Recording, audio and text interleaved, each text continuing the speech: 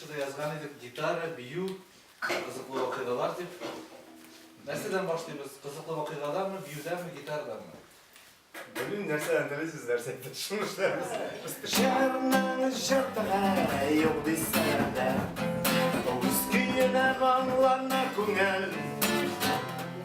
Табиғаттың бүйір сахнасында Тауық білән тұрғай бір түлген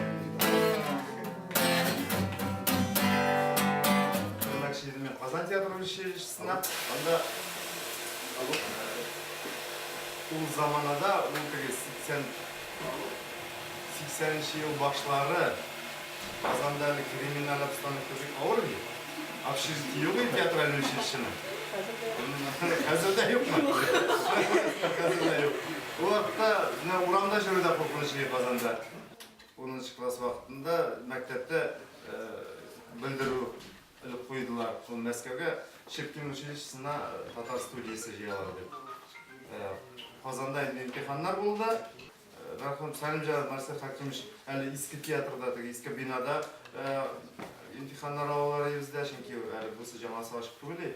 Кәмсе, қая? Әтем, шынна. Әліне бірәр мұсалай бір сөйлеп көрсет берді. Орыстан дейірек ма? Әна қайда оқа? Дүр жүмләсін оқығаны ұныттым. Әна! У нас два направления было, либо Челябинск, либо Казань, но из каких соображений Казань я выбрала? Наверное, потому что был мусульманским городом.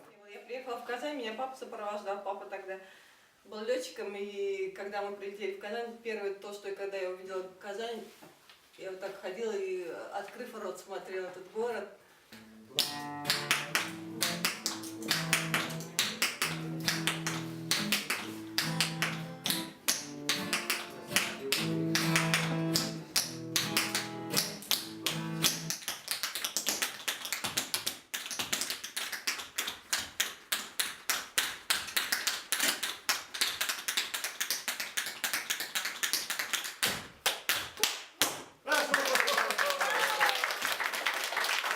Я перезваниваю на этот номер телефона по дороге, и нам говорят, продюсер «Реальные пацаны».